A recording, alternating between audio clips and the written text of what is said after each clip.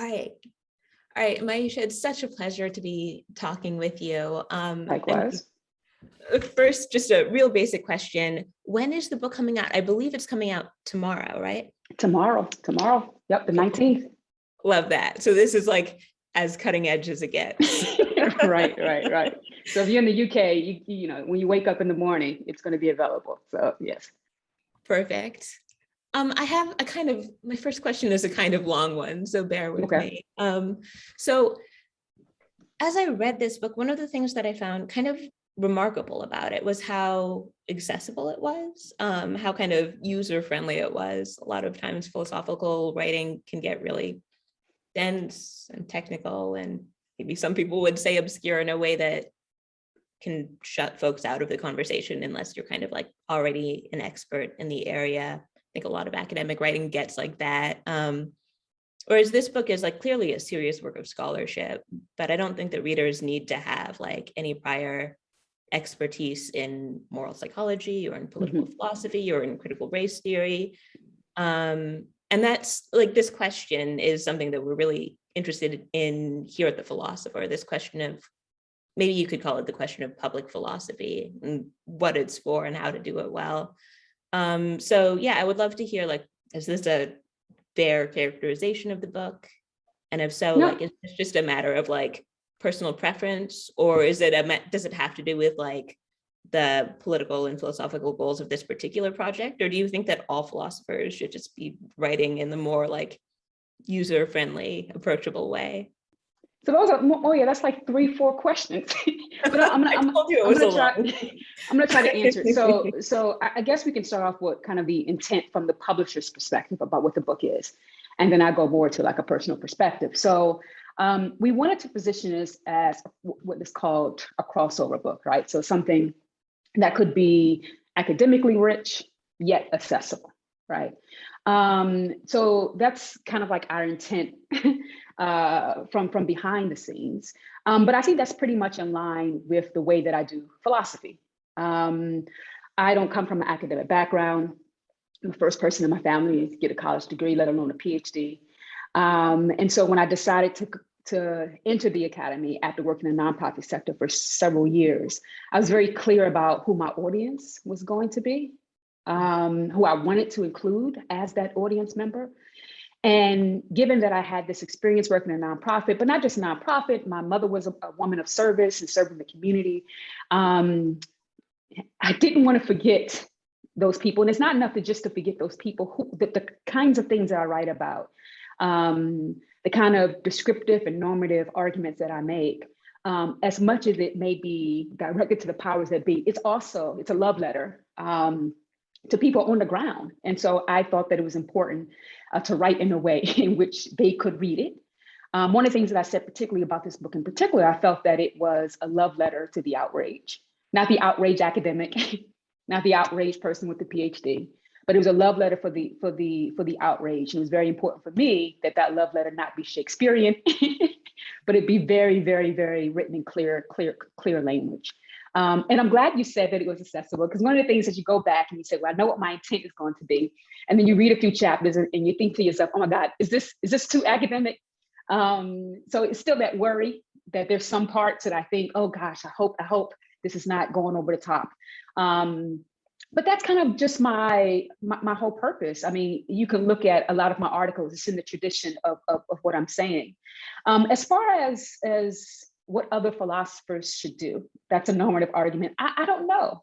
I would say the writing in accessible way is very, very, very, very, very difficult. I think we've been taught, I mean, there's been kind of a revolution in regards to public philosophy in the last 10 years. So a lot of people that was once not on board is now on board, but there used to be kind of an aura around public philosophy suggesting that it's not rigorous enough, perhaps suggesting that it's too easy. And so what we need to be spending our time with, particularly as junior scholars, is doing that more complicated work in journals, et cetera, et cetera, et cetera. But I think we have encountered a new day But this new day of it being acceptable to do this kind of thing doesn't make it easier. So I can understand when people say, well, I want to do it, but it's too difficult. I'm just going to continue to do what I do. Or I can understand people who says, hey, that public audience, that's not me. That's not what I do. I'd rather work on other questions that may not be of interest to the layman. And I respect that. But for me and my house, this is the kind of work that I do. I want to write in ways that's accessible because I think the arguments that I'm making has real world impact, and it's very important that that's understood. Cool, that makes sense. Right, tell us the story of this book. Like, how did it come about? Where does it fit in your life and in your trajectory of the research that you've been doing? Yeah, so I originally came to the topic of anger through forgiveness. Mm-hmm. And I remember, it's around about the time, probably like 2011, 2012. And I was constantly hearing the rhetoric of forgiveness in the news. And I don't know about anybody else, but that's how philosophical questions come to me. I hear things, whether on social media, whether on the news, or whether in conversations. And either those things make me very happy or they irritate me. So what was being said about forgiveness, the pleas for forgiveness, the questions of forgiveness, the relevance of forgiveness, I think for the first time in my life, from an intellectual perspective, it just didn't sound right to me. And I wanted to figure out what was it about it that just sound off. And for the first time, I began to do philosophical research on this topic, something that if you would have caught me 10 years earlier, I would have been reading the scripture to find more detail about this. But I decided to do philosophical kind of research on forgiveness. And as I was looking at what people said about forgiveness, one of the most popular accounts was it's the letting go of anger. And so I began to think, well, what's wrong with anger, that it needs to be let go through this process called forgiveness. So that took me down the rabbit hole of anger. But as I was doing that, it was also around the time Black Lives Matter, Trayvon Martin. It was also not earlier than that, the Arab Spring, and people were being angry. And I really wanted to figure out how do we make sense of that? As much as people were saying, let it go through forgiveness. How can we reclaim that? I began to think, what is it about this emotion that people want us to let go of it, particularly in the context of oppression? And I felt that perhaps it needs to be reclaimed, particularly the powerful is suggesting that we ought to let it go. And not only that, I think when I think about my own life, and if there's any emotion that may describe me on the low, I mean, anger is an emotion that I have felt, and I have felt very strongly. That I get very indignant about injustice. And so I also want to find out what was inside of me. How do I make sense of this emotion that I've been dealing with, not just recently, but as a kid. I mentioned in the preface or the introduction of the book that I don't remember the first time. I think the wording goes, I don't remember my first kiss. I don't remember the first book that I ever read, but I do remember the first time that I was angry, and it was at racism. And I just remember that encounter as an 8-year-old and having that experience of anger, but yet growing up in kind of circumstances and situations where we were told to let it go. And so all of this kind of hit me in a sense where I wanted to make sense of this emotion. And I felt that it needed to be reclaimed. And here's the book.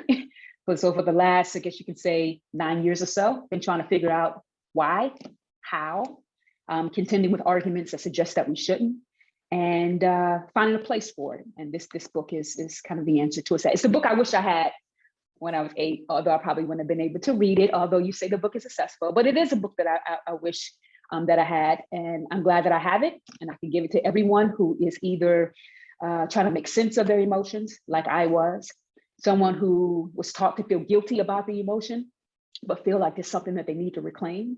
And people who actually want to do something with the emotion. This is for them. Yeah. Cool. Before we get kind of deeper into the content of this book, I did want to ask one more question. So a couple of weeks ago, the philosophy community, we lost Charles Mills. And for folks in the audience who might not know, Charles Mills was a Black political philosopher, really well known. And, as a young Black philosopher myself, it's definitely a loss that I felt. So I just wanted to give you a chance, if you want to say a few words about Mills and his legacy, or just anything you might want to say. Yeah, so Charles was on my dissertation committee. So my dissertation was on the forgiveness stuff that I'm talking about. He was on the committee. I was also on his time at Northwestern because I was at UIC at the time. I took his course on Marx. But not only that, as a teacher or in a committee kind of capacity, he was just a ball of joy in addition to a ball of intellect and brilliance. And I mean, one of the things that I can say, I mean, you hinted towards his legacy. I mean, this is a continuation. Our generation is a continuation of the legacy that he laid out. You know, you think about, you know, even as I kind of think about this book, it makes me think about the racial contract, how it's so small, but yet full of jewels. And I can only aspire to have the same impact that Charles has had. But I'm able to do the kind of work that I do.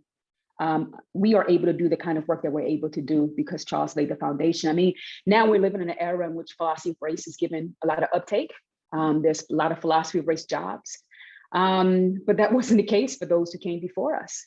And, you know, I'm a person that recognizes that you never get to where you are without standing on the shoulders of other folk.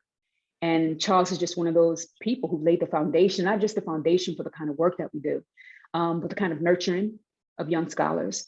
I'm sad that he's gone, but his spirit lives on, most definitely. Yeah, thank you. All right, let's get into the book itself. So I want to start by getting some of the like core ideas on the table. Okay. So one of the fundamental moves that you make at the beginning is you're like, yo, it's not that useful to talk about anger as such, to talk about anger in general terms, because it's just too broad. And if we want to say anything really meaningful, we need to get more fine-grained than that.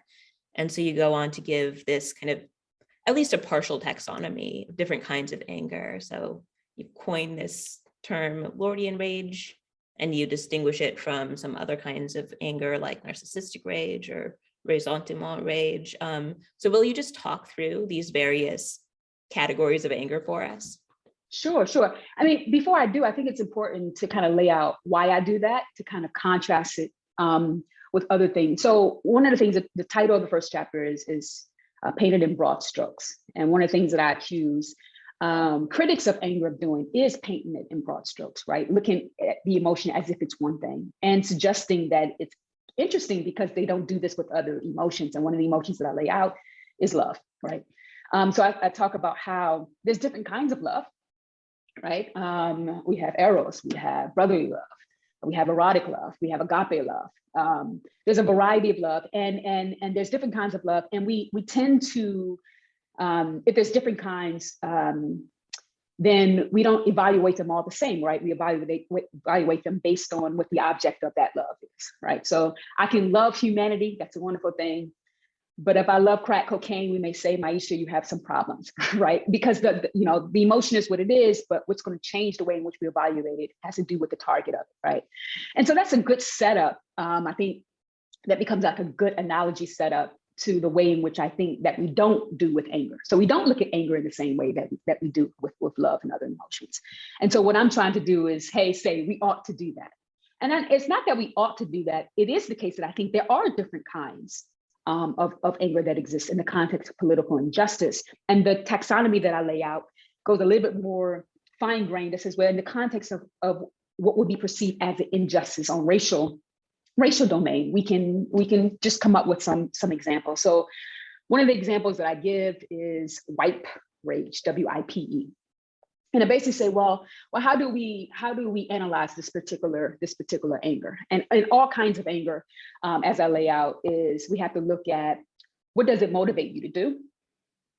What is it directed at? What is the kind of perspective that informs it? And I get a little bit more detailed about this. So when I think about white rage, I say, well, it's directed at scapegoats. It aims to eliminate those that we think are causing any kinds of problems. And the action tendency is going to be kind of a hatred and a kind of a project of either domination or erasure of the other. And so a good example, white rage would be what happened on the Capitol, January 6th. Another example of white rage would be what happened in Charlottesville. And you contrast that with an anger that I suggest is more of a virtuous anger is Lordean rage, where it is directed not at scapegoats, but at racism, racists, those who perpetuate racial structures. It aims for change, a radical transformation of our world. This perspective that includes it, it's not just this perspective of, I got to get mine at the expense of yours, or only for my people, the perspective that informs it. It's an inclusive perspective. It wants freedom for all. It recognizes, as Audre Lorde says, I'm not free until all of us are free. And I want to say that given those characteristics, that anger is going to look different, right? Not only from a theoretical perspective, but how that person exercises that anger in the world. It's going to look different. And so one of the things that I say is that I think the critics of anger, what their worry, what their concern is with white rage. The concern is with narcissistic rage, as I lay out. It is concerned with rogue rage, not the Lordean rage that I'm referring to. And that's kind of how I position the argument. And so it's that virtuous Lordean rage, although it's not perfect, but it's that virtuous Lordean rage that I'm trying to defend in the book. And I want to say that it's different from these other kinds. And it's different so much so that I think the focus of the critics should remain, there should be much more work. It should remain in those other kinds. But Lordean rage isn't it. And it's not just from a theoretical perspective. I mean, the critics are not just the Senecas of the world or the Martha Nussbaums of the world. The critics are people in your family. The critics are people at your church and in your synagogue. The people are news pundits who says Black Lives Matter and all this anger, they need to react. I mean, those are the critics. And I think as much as this is a love letter to the outrage, it's the love letter to those who feel uncomfortable about the outrage. And I think it's very important for us to know those distinctions. And then it would make things much, much, much easier. Yeah, absolutely. So I think another key kind of concept that you present in this book is, I think they're called, I should have double checked. I think it's called feelings rules. So you argue that like emotions are governed by these social norms about kind of who can have what feelings and what circumstances, about what their feelings even mean, and that those norms are often racialized and also gendered. Do you want to talk through this idea and maybe give us some examples? Yes. So this is borrowed from a sociologist. So this is not me, but borrowed from the work of a sociologist, which philosophers' interdisciplinary work is illuminating, just FYI. But Hasha basically talks about these feeling rules, and she basically says, listen, there are certain rules around feelings, just in general, right? So we know that you ought to cry at a funeral. Like that's the rule, right? At a funeral, the fitting emotion for that particular context is sadness, right? And so much, I mean, you think about it, so when your friend comes to you, here's another example, when your friend comes to you and says, hey, I didn't get the job, the fitting feeling for that context is disappointment or compassion, right? It's not happiness, right? And we know this. We know what particular emotions fit a particular circumstances. She says, what society teaches us what these rules are, right? So we watch weddings on television and we see people, crying or rejoicing. Or we watch funerals on television, we see people like that. That's a way to reinforce that that's the feeling that you ought to have in that particular context.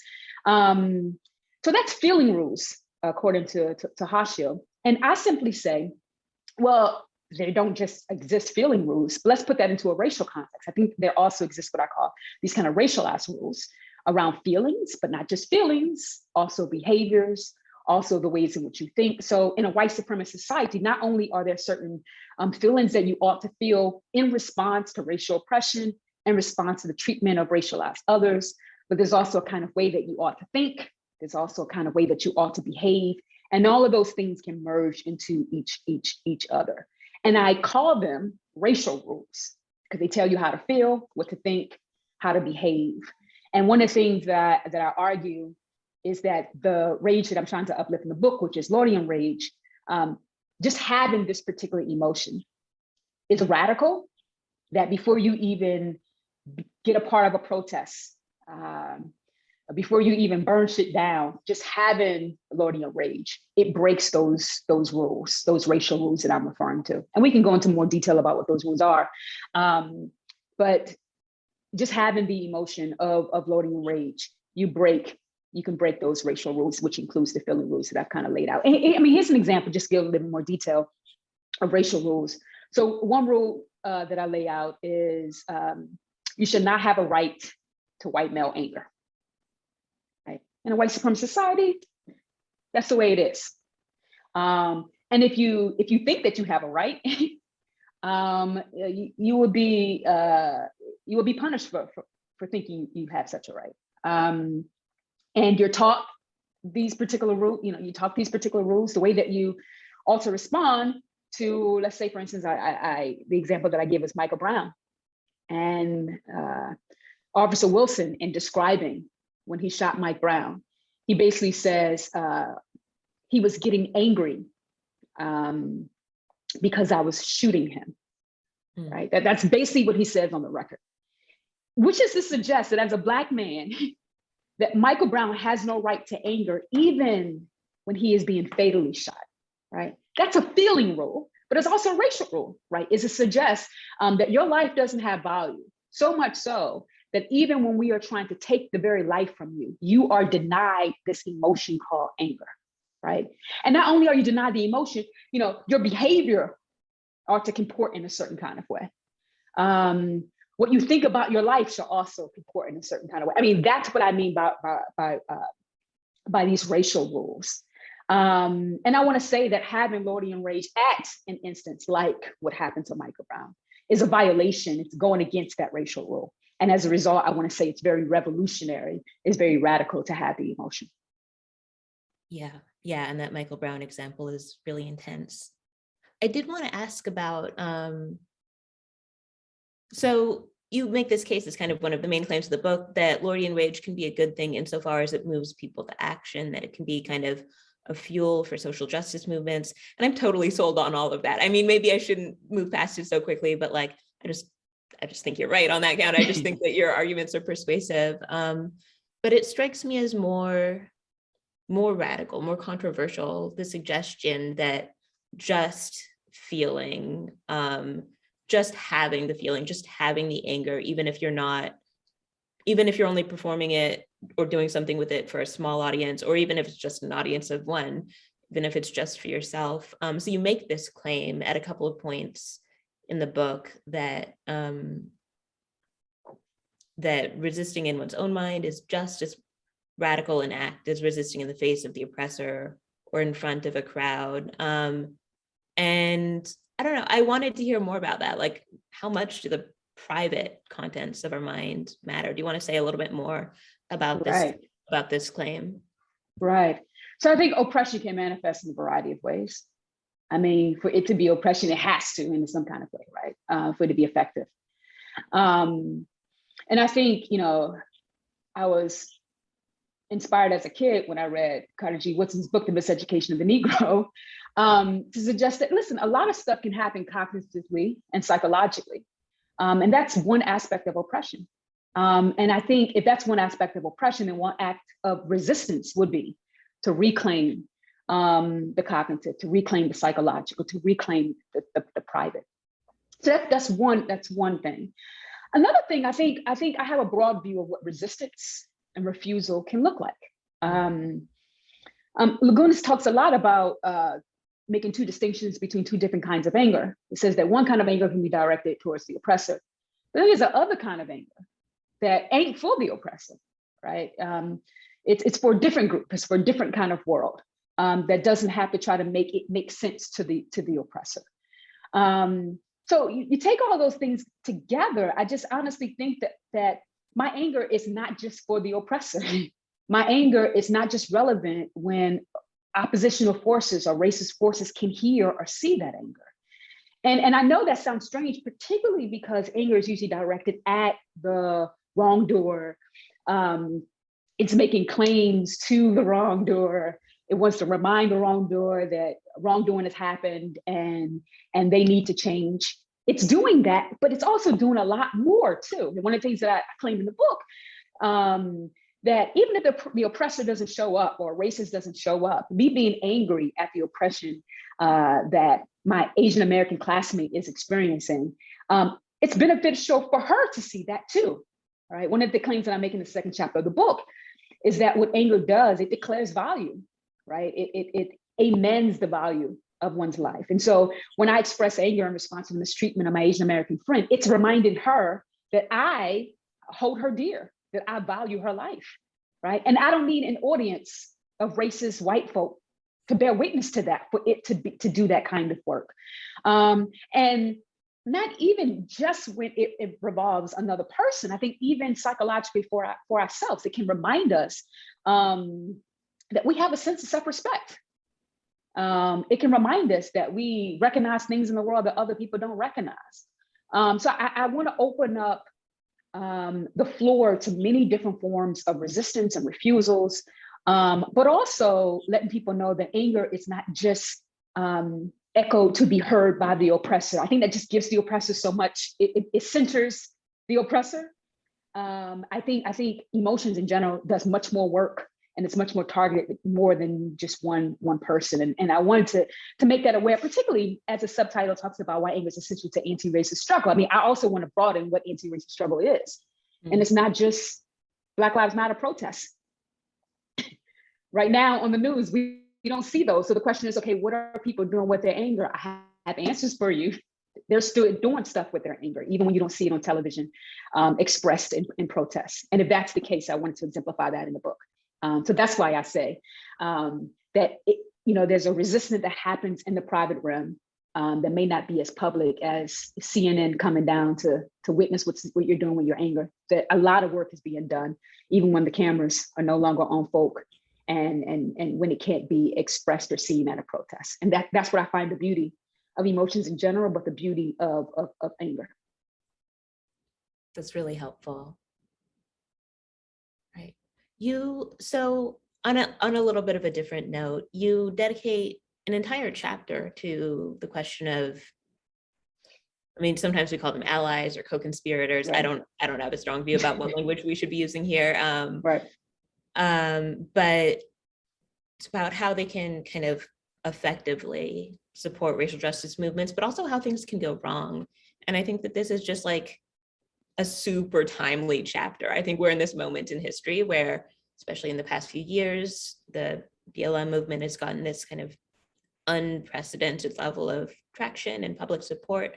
And so we're in this moment where a lot of white folks are looking around and like really honestly, earnestly wanting to be helpful, but not always knowing how to do that well. So do you want to give us just some of the highlights, some of the kind of major takeaways from that chapter? Yeah, it's interesting. I mean, I remember I did a talk for the last chapter of the book, which is on anger management, just general anger management. And I remember it was for Pixie at Penn State, brilliant students. And I remember one of the students asking me a question about what would I say to white people? And my immediate response was, I have nothing to say to white people. I think other people can say something to white people. But I think I left that space thinking, well, maybe I need to say something, all right? And the student, who's now a student in philosophy at Northwestern, really, really challenged me to kind of think about this. And the chapter kind of originates out of this idea that, there are people who are angry at racial injustice. And we can call them much, privileged people along racial lines, which are, in our context, white folks, who are also angry at racial injustice, sincerely so, right? I call them rage renegades in the book. And the reason why I call them rage renegades, because I simply say, well, although they live in a society that was meant to benefit them, they are outraged at such a society. And they, and so that's why I call them rage renegades. And I simply say, well, rage renegades are, it's a good thing for people to be angry at racial injustice.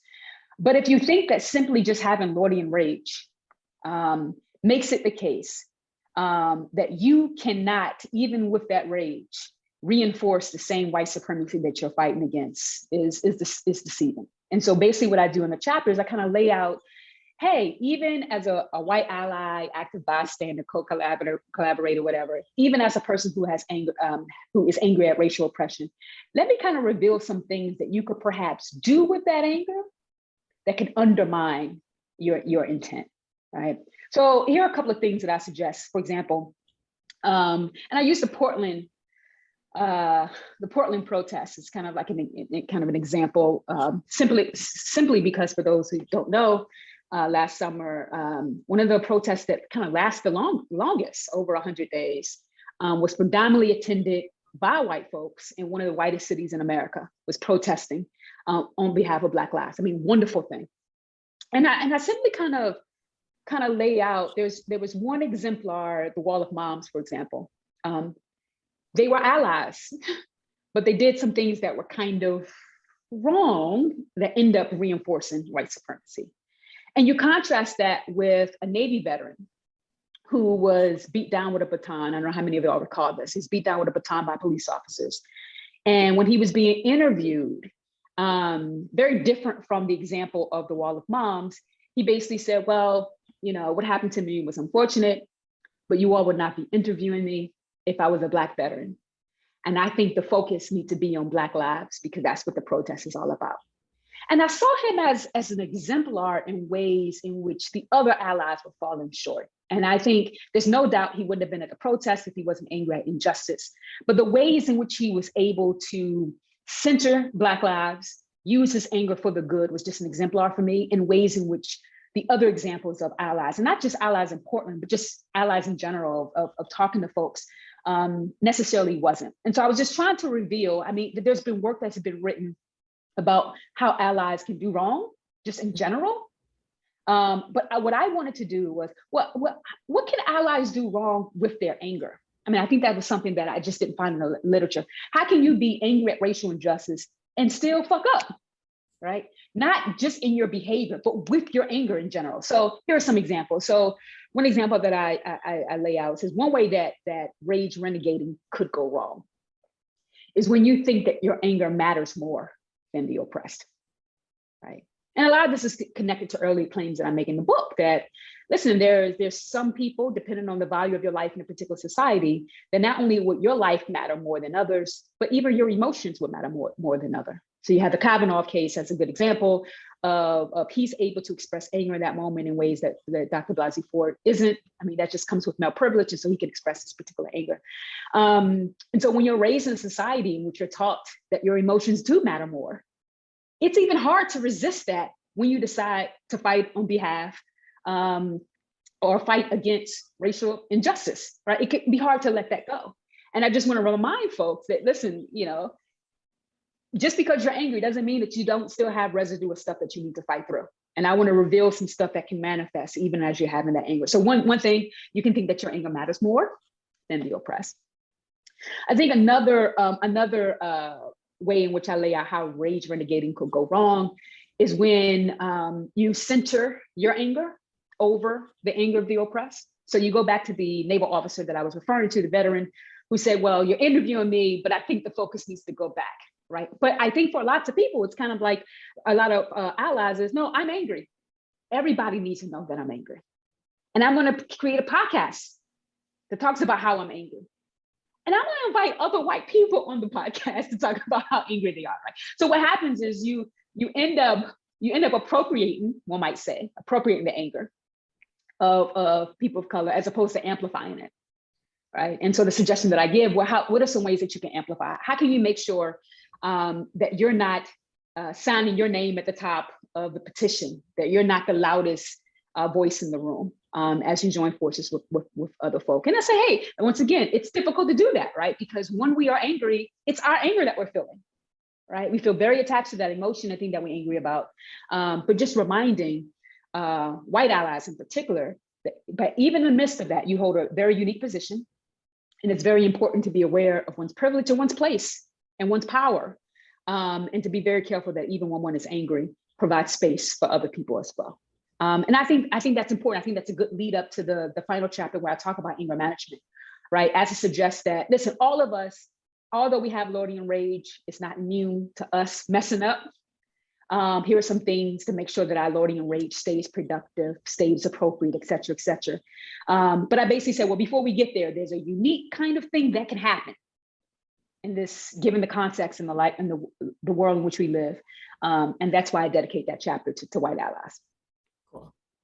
I'm going to turn to the Q&A soon, but since you mentioned that final chapter, do you just quickly want to talk about what does anger management mean to you? Because the way you're using that language is really different for the way that we toss it around in pop culture. And I think it's a really cool way of describing what you have in mind. Right. So, you think about a manager. I haven't worked in the real world in a long time. So we don't have managers in academia. But when you think about a manager, I mean, for lots of people, a manager is someone who's like checking up on you. And when you don't do your job, they fire you. Right. And when I think about anger management in general, sometimes it's all about firing people. Like, how do you get rid of the anger? Right. Or how do you calm unruly underlings down? Right. And I think that's when I typically think about anger management. I think that's how we have dealt with it in not only the philosophical literature, but also the psychological literature. Right. How do you get your anger at a certain kind of level? Right. Or how do you eliminate it altogether? As if that's all it entails. So I say, well, I have a very different view in that I believe that a good manager doesn't just want to calm the workers down or fire the workers, but a good manager wants to recognize the qualities and the gifts in each of the individuals that work there and wants to try to do everything in their power to make sure those gifts could be used for the good of the company, right? So they bring out the very best in their employees. And I want to say that anger management, on my view, is the kind of anger management that does the latter, right? So if Lordean rage is motivational, if it's productive, if it breaks racial rules, if it's appropriate, if it expresses value, well, how can it continue to do those things in the best way that it possibly can? And so the strategies that I lay out are strategies is going to help one's Lordean rage stay motivational, stay resistant, stay appropriate, or even become more motivational or more productive. It wants to bring out these features of Lordean rage that I talked about, as opposed to eliminating Lordean rage or bringing it down to a certain level. So a couple of strategies that I think can do that, and they're going to sound very basic, but nonetheless still important and profound that I think. So one of the things I suggest that anger management technique can be is getting in solidarity with other people. And the reason why I think that's important is it will confirm if your anger is appropriate or not, right?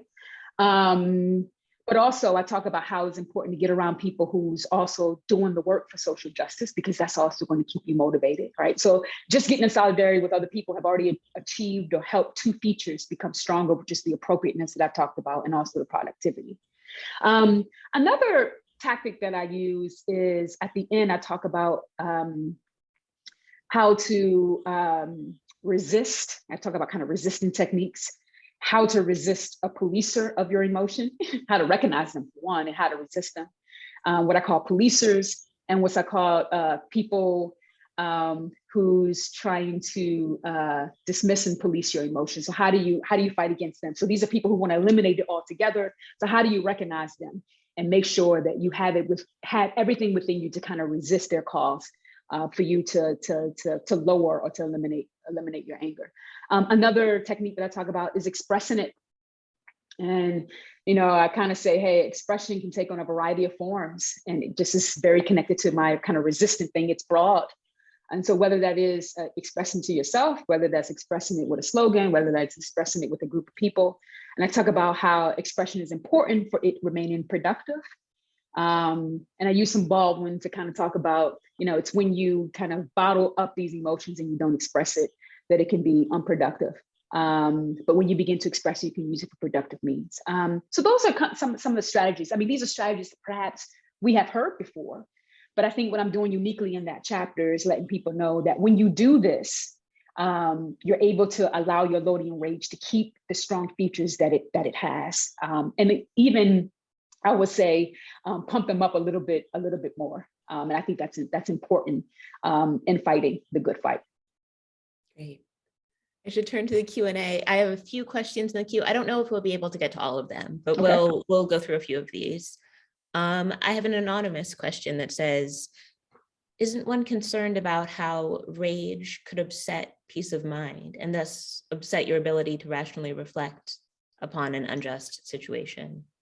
Yeah. So let me first address the peace of mind, and then we'll go to the rationality. So one of the ways that I respond to that question, and there's no way, I mean, in some ways I have to concede to Lisa Tesman's argument about the birth and virtues, right? So one might say that under conditions, under ideal conditions, we would like it to be the case that we never felt anger. It'll perhaps make us feel better. The kind of judgments that we do on other people would be decreased. The excitement that we have when we're fighting against each other. I mean, for some people that feels good, for a lot of people that doesn't feel good. In a perfect world, that would be amazing. And she talks about, well, under conditions, under non-ideal conditions, it is the case that oppression and racism and sexism is a real thing. And it calls forth those non-ideal conditions, calls for things that perhaps would have been vices in ideal conditions. They call for these things in order for you to effectively fight against them. And one of those things is anger on her account. Can it burden us in a certain kind of way? Yes. And one might say, well, not being calm is one of those burdens that we have. But it's a virtue nonetheless, right? Because it is useful and perhaps even necessary, what I'm arguing in the book, to fight against the oppression that you are experiencing. So there's no doubt that I would say that it may mess up your calm state. But as I address in the conclusion of the chapter, oppression and racism also messes up your calm state. And if anger is one thing that you can use to alleviate that oppression, to fight against that oppression, then I'll take that any day. If anger is the thing that is going to allow you to have a more calm state and a calm existence, then I'll take that any day. I'll also say, as far as rational, I mean, there's been studies to suggest, empirical studies, psychological studies to suggest that any kind of decision making is affected when we're angry. These are studies that are done in the lab, in which we get people angry and we didn't give them tests. I don't know how much that translates in an on the ground situation. When I think about a lot of social movements that have done powerful work, a lot of people who join those organizations while angry. A lot of people are still angry that still does this kind of work. But I think the ways in which organizations and organizing is done, it's done in rational ways. And so I don't see anger getting in the way of important rational decision making, because we just have on the ground examples of that not being the case. I mean, the civil rights movement was not a rage fest that got in the way. Black Lives Matter wasn't that either. So the rational claim, as much as I see the worry, empirically on the ground, I don't see the transfer. I trust, and this is the whole thing about anger management. I mean, all emotions can go awry. When you're in love, you're the most irrational person on the planet. But no one is arguing, you know what? We shouldn't be in love. I mean, there's ways in which, no, as an individual, maybe you should do work today instead of goo goo gaga, right? I mean, there's stuff we can do. We're not overtaken by the emotion that we don't have any agency. So yeah, that's my response to that. Great. I've got a question from my advisor, Steve Darwall. Hi, Steve. Hi, Steve. So Steve says, Myisha, your point about white ally anger that calls attention to itself more than to its putative object leads me to the following hypothesis, and I wonder what you think. Okay. That anger directs attention both at its putative object and to the angry person themselves. So what do you think?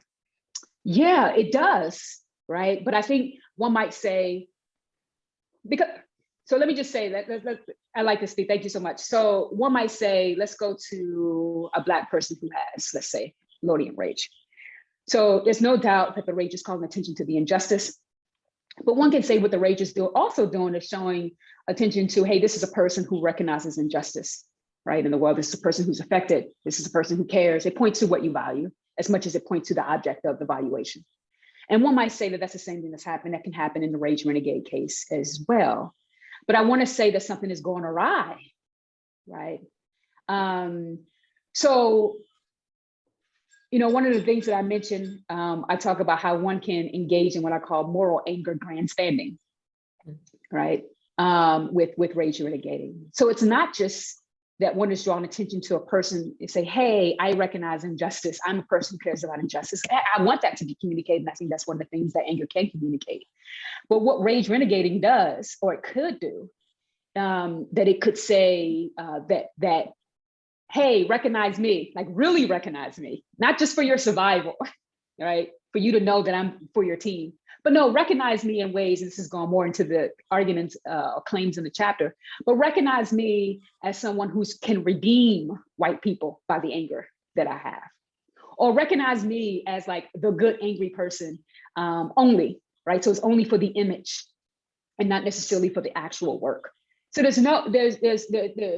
totally agree that it brings attention. The question is, what kind of attention does it bring to the outrage? And I want to say that it goes awry when it brings the wrong kind of attention. Great.